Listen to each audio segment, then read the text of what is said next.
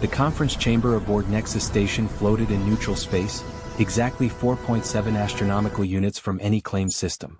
It had been built for moments like this, negotiations between species that hated each other enough to fight, but feared each other enough to talk. Ambassador Chen Wei stood alone at the human delegation table. He was 34 years old, thin, and wore the simple gray suit that Earth's diplomatic corps had adopted after humanity joined the Galactic Council. No weapons. No guards. The rules were clear. Peace talks meant both sides came vulnerable. Across the chamber, the Kelvari delegation filled their side with heat and noise. 12 of them, each one standing nearly 3 meters tall, their segmented carapaces gleaming under the station's lights. Their ambassador, War Prince Theknor, sat in the center, mandibles clicking in what Chen had learned was amusement. The human wishes to speak of peace, Theknor's translator unit droned. How entertaining. Chen kept his hands flat on the table, his expression calm. He had studied the Kelvari for 2 years. He knew their history, 63 wars in the past century, 32 species subjugated, 14 driven to extinction. He knew their culture valued strength above all else, that they viewed negotiation as weakness, that every treaty they had ever signed lasted exactly as long as it took them to build enough ships to break it. He also knew that Earth's colonies in the Outer Rim were dying. Kelvari raiders hit supply convoys every month. Farms burned. Children starved. The Kelvari wouldn't fight Earth's military directly, not yet, but they were bleeding humanity's frontier settlements dry, testing human resolve one massacre at a time. War Prince Theknor, Chen said quietly. I come with terms from the United Earth Council. We propose a cessation of hostilities in the Outer Rim sectors, a recognized boundary between our territories, and a non-aggression pact lasting 50 standard years. The Kelvari delegation erupted in clicking laughter. The sound was like stones rattling in a metal drum. You propose we stop taking what is ours? Theknor leaned forward. Your colonies are weak. Your species is weak. You have been in the stars for barely a century. We have ruled here for 10,000 years. Our colonies are protected under Galactic Council law, Chen replied. Unprovoked attacks on civilian populations violate the accords of laws written by prey species, Theknor interrupted. Do you know why the Council tolerates your presence, human? Because you amuse them. Because watching your kind scramble to survive is entertaining. You are mice playing at being lions. Chen said nothing. He had expected this. The Kelvari never negotiated in good faith on the first day. This was theater, a display of dominance for the dozens of species monitoring the talks through the station's diplomatic channels. His job was to remain calm, to show that humanity could be reasonable even when insulted, to prove that Earth wanted peace. I have been authorized to offer technological exchanges, Chen continued. Humanitarian aid to Kelvari border worlds affected by the plasma storms and sector. We do not want your aid. Theknor rose to his full height. We want you to understand your place. The War Prince moved faster than Chen expected. One moment Theknor was at his table. The next he was across the room, one clawed hand wrapped around Chen's throat, lifting him off the ground. This is your place, Theknor said. Beneath us. Always beneath us. Chen couldn't breathe. He could feel his ribs creaking under the pressure. The translator collar around his neck dug into his skin. He forced himself not to struggle, not to fight back. Violence here would justify Kelvari claims that humans were uncivilized, would give them excuse to escalate. Alarms blared. Station security would arrive in minutes. The Galactic Council would intervene. He just had to survive. Theknor dropped him. Chen hit the floor hard, gasping. You see how easily you break? The War Prince clicked his mandibles. This is why you will never be our equals. Chen pulled himself to his knees, then to his feet. His throat was raw. He could taste blood. But he straightened his suit and met Theknor's eyes. The offer stands, he said hoarsely. Peace is still possible. Peace. Theknor turned to his delegation. The mouse offers peace to the hawk. Shall we accept? More laughter. Chen stood his ground. 5 more days of talks were scheduled. 5 more chances to find common ground. If he could endure this, if he could show that humanity would not break, would not retaliate, then maybe. I have a better idea, Theknor said. He gestured. 2 of his warriors moved toward Chen. What are you doing? Chen backed toward the wall. The negotiation protocols forbid. Protocols? Theknor's laugh was a grinding sound. You still believe in protocols? The Kelvari warriors grabbed Chen's arms. He struggled now, instinct overriding training, but they were impossibly strong. They dragged him to the center of the chamber, forced him to his knees. "Let the galaxy watch," Theknor announced loudly, knowing the diplomatic channels were recording everything. "Let them see what happens to those who forget their place." One of the warriors produced a small cylindrical device. Chen recognized it immediately, a thermal projector used in Kelvari religious ceremonies. It created temperatures hot enough to melt duralloy. "No," Chen said. "You can't. This is a diplomatic." "You came here alone?" Theknor said. "Unarmed. Trusting. Did you think your weakness would move us? Did you think your faith in laws and protocols would protect you?" The warrior activated the device. Heat washed over Chen's skin. "You are wrong," Theknor said. "There is no law here. There is only strength." The last thing Ambassador Chen Wei thought as the fire took him was that Earth would see this. The Council would see this. Everyone would see this. And then he thought nothing at all. The recording played in silence. In the United Earth Council chamber, 300 delegates from every nation and colony world watched Ambassador Chen Wei die. They watched him try to negotiate. Watched him offer peace. Watched him hold himself with dignity even as Theknor choked him. Watched the Kelvari warriors drag him to the floor. Watched the thermal projector activate. Watched him burn. The recording was 18 minutes long. The Galactic Council had transmitted it on all official channels as evidence of what they called a grave diplomatic incident requiring immediate investigation. That was the language they used. Incident. As if it were an accident. Secretary General Sarah Okonkwo sat at the head of the council table, her hands folded in front of her, her face carved from stone. She was 67 years old and had spent 40 years in diplomatic service. She had negotiated humanity's entry into the Galactic Council. She had written half the treaties that governed human space. She had built her entire career on the belief that civilization, law, and dialogue could solve any conflict. She had also sent Chen Wei to that station. She had chosen him personally. She had told his mother that he would be safe, that the Galactic Council's protocols would protect him. The recording ended. The chamber remained silent. "The Galactic Council," Okonkwo said quietly, "has issued a formal censure of the Kelvari Empire. They have suspended the Kelvari delegation's speaking privileges for 6 months. They have recommended economic sanctions pending a full investigation." She paused.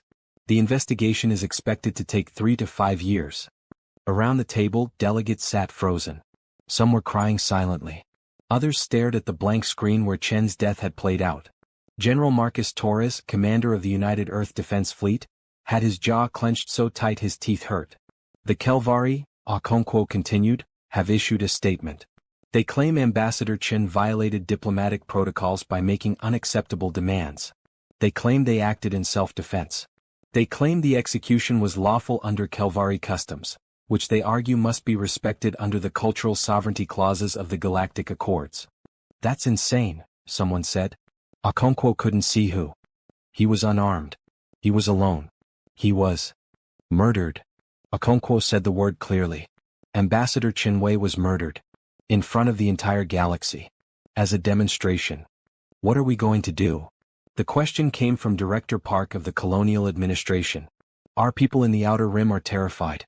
If the Kelvari can do this to our ambassador, what's to stop them from hitting our colonies harder? What message does this send? It sends the message, General Torres said slowly, that the Galactic Council is worthless. That their laws don't apply to species strong enough to ignore them. That we're on our own. Okonkwo looked at him. Torres was a career military officer, a veteran of the brush wars humanity had fought while establishing its colonies. He had always argued for a stronger Earth fleet, more aggressive defense postures. She had always argued against him, insisting that humanity needed to prove it could be peaceful, could be civilized. Chen Wei had believed that too. Right up until he burned. "General Torres," she said. "Military options." The general pulled up a holographic display. The Kelvari Empire appeared in red, a sprawling territory encompassing 47 star systems.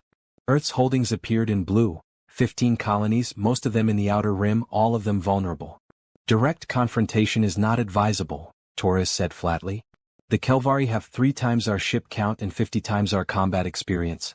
If we attack their core systems, we lose. If we try to defend all our colonies simultaneously, we spread ourselves too thin and lose anyway. Then what do you recommend?" Torres was quiet for a moment. When he spoke, his voice was careful. "I recommend we show the galaxy that human restraint is a choice, not a necessity. Okonkwo understood immediately. You want to make an example. The Kelvari believe we're weak because we follow laws. They believe strength is the only thing that matters. We need to demonstrate that we follow laws because we choose to, not because we have to. You're talking about retaliation. I'm talking about consequences. Torres met her eyes. The Galactic Council won't act. We all know that. Their investigation will drag on for years and conclude nothing. The Kelvari will face no real punishment. And every species in the galaxy will learn that killing human diplomats carries no risk. If we retaliate, Director Park said quietly, we prove the Kelvari right. We prove we're violent and uncivilized. If we don't retaliate, Torres countered, we prove we're prey. The argument went on for hours. Delegates proposed sanctions, diplomatic isolation, appeals to the Galactic Council for emergency sessions. Torres countered each one with a simple question. Will it bring Chin back? Will it protect our colonies? Will it stop the Kelvari from doing this again? The answer was always no. Finally, Okonkwo raised her hand for silence. I sent Chin to that station, she said. I told him the law would protect him. I believe that. I spent my entire life believing that civilization was stronger than barbarism. She stood, looking around the chamber at faces exhausted and grieving and angry. I was wrong, she said. General Torres. You have authorization to implement Operation Righteous Fury. Rules of engagement are as follows.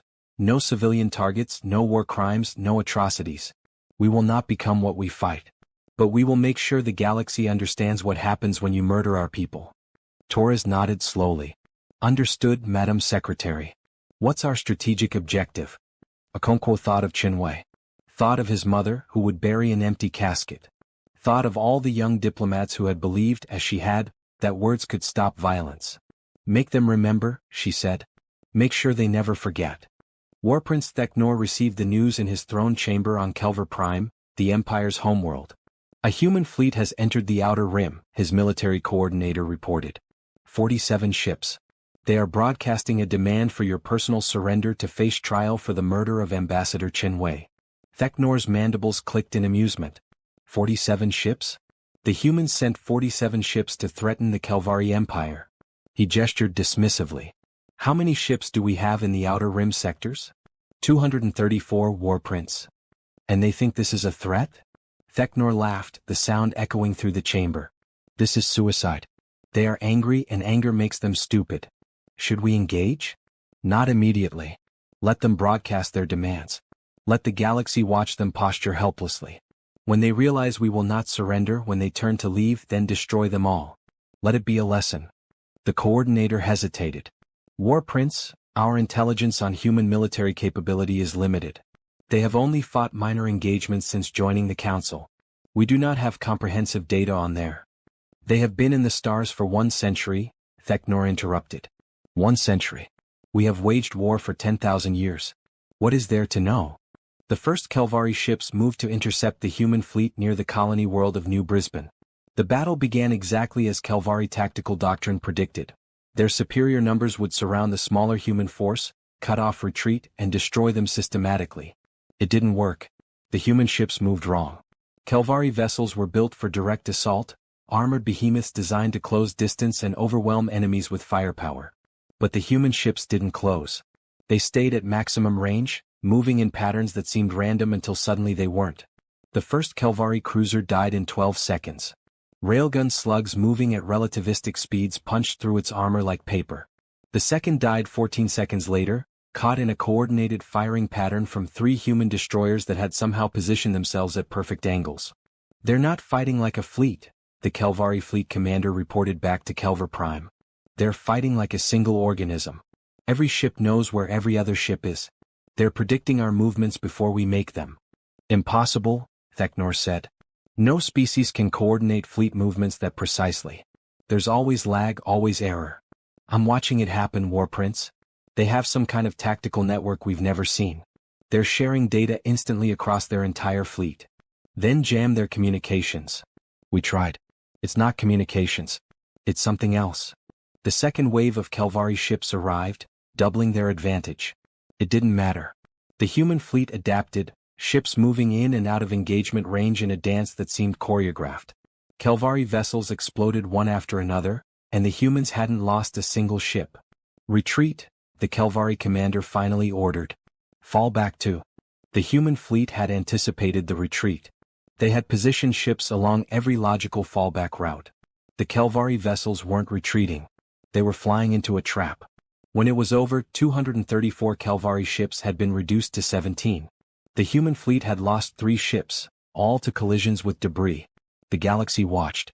The battle had been broadcast on every major channel, picked up by monitoring stations across a dozen systems. Species that had been terrorized by the Kelvari for centuries watched the Empire's fleet break against human tactics like waves against stone. But the humans didn't stop. They jumped to the Kelvari mining colony at Thresh 4. Broadcast a warning: evacuate all civilians within 6 hours. Then they destroyed every military installation on the planet. Barracks, shipyards, weapon platforms. All of it reduced to slag. They jumped to the Kelvari fortress world of Kareth Nor. Again, warnings for civilians. Again, systematic destruction of military targets. The Kelvari garrison fought back with everything they had. The humans destroyed them methodically, almost casually. System after system. Colony after colony. The pattern was always the same. 6 hours for civilian evacuation. Then total military destruction. The humans didn't occupy territory. They didn't take prisoners. They just removed the Kelvari Empire's ability to wage war, one system at a time. In the throne chamber on Kelvar Prime, Theknor watched his empire burn on 100 screens. How, he said. How are they doing this? His intelligence coordinator had an answer now. She had been analyzing the human tactics for days. They're using something they call networked warfare, she said. Every ship has an artificial intelligence managing its sensors and weapons. But all those intelligences are linked together through quantum communication. They share data instantaneously. Each ship doesn't just know what it can see, it knows what every ship in the fleet can see. They process tactical situations collectively. Theknor struggled to understand. That's not how war works. Individual commanders make decisions. There's hierarchy. Chain of command. The humans have hierarchy, the coordinator said. But their technology allows them to implement decisions faster than we can make them. By the time our fleet commanders assess a situation and issue orders, the human fleet has already responded to 3 different scenarios. Then we destroy their communication system. It's quantum-linked, Warprince. It can't be jammed. It can't be intercepted. Every ship is a node in their network. You would have to destroy every ship simultaneously. Theknor stared at the screens. In 3 weeks, the humans had destroyed 40% of the Kelvari military. They hadn't touched civilian targets. Hadn't attacked population centers. But they had methodically dismantled centuries of military infrastructure. They're coming here, he said quietly. Aren't they? The coordinator nodded. Their fleet trajectory suggests Kelvar Prime will be their final target. They will arrive in 72 hours. Evacuate the civilians. Warprince. You heard me. Evacuate the civilians from the capital. Empty the cities. If the humans are giving 6-hour warnings, we will not waste those 6 hours. Theknor stood, mandibles clicking not with laughter now, but with something that might have been respect. And send a transmission to the human fleet. Tell them Warprince Theknor requests a meeting. You're surrendering? I'm negotiating, Theknor said. Something I should have taken seriously the first time. The human fleet arrived at Kelvar Prime exactly on schedule. They didn't attack immediately. Instead, they broadcast a message on all channels. Admiral Torres appeared on screens across the planet. Behind him, the crew of Earth's flagship Remembrance worked quietly at their stations. Warprince Theknor, Torres said. You are charged with the murder of Ambassador Chen Wei in violation of Galactic Council diplomatic protocols. You will surrender yourself to stand trial. You have 6 hours to comply. If you do not surrender, we will destroy every military installation on Kelvar Prime. Civilian areas will not be targeted, but we strongly recommend evacuation. Torres paused. You taught us something, Warprince. You taught us that the galaxy respects strength more than law. You taught us that violence speaks louder than diplomacy. You were right. But you made one mistake. You assumed humans were weak because we chose to follow laws. You confused restraint with inability. We are not weak. We are patient. There's a difference. You killed Ambassador Chen because he came to you unarmed and vulnerable. You thought that made him weak. It didn't. It made him brave. It made him better than you. But he's dead now, and patience has its limits. You have 6 hours. Theknor appeared on the response channel 4 hours later. He stood alone in what appeared to be a shuttle. "Admiral Torres," he said, "I am transmitting my coordinates. I surrender myself to human custody. I ask only that my people be spared further destruction." "Your people were never in danger," Torres replied. "Only your military. Only those who wage war." "I understand." Theknor's mandibles clicked slowly. "I did not understand before. But I understand now." The war prince was taken aboard the Remembrance. He was placed in a holding cell designed for diplomatic prisoners, not comfortable but not cruel. He was given food and water. He was treated, Torres made sure, exactly as the Galactic Council protocols demanded. 3 days later the human fleet returned to Nexus Station. They brought War Prince Theknor in chains. The Galactic Council assembled in emergency session.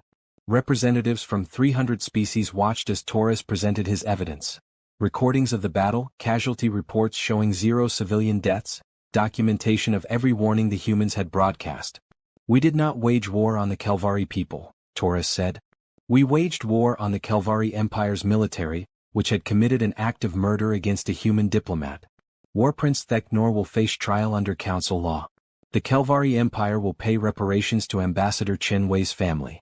And humanity requests that the Council amend its diplomatic protocols to include actual enforcement mechanisms, because censures and investigations are not enough." The Council voted. Unanimously. Theknor was found guilty. He was sentenced to imprisonment on a Council penal station, where he would spend the rest of his life. The Kelvari Empire, its military shattered, agreed to a non-aggression treaty with humanity lasting 200 years. The treaty was signed in the same chamber where Chinwei had died. Secretary-General Okonkwo attended the signing. She was the one who had authorized Operation Righteous Fury. She was the one who had chosen war over law. Afterward, a junior diplomat approached her.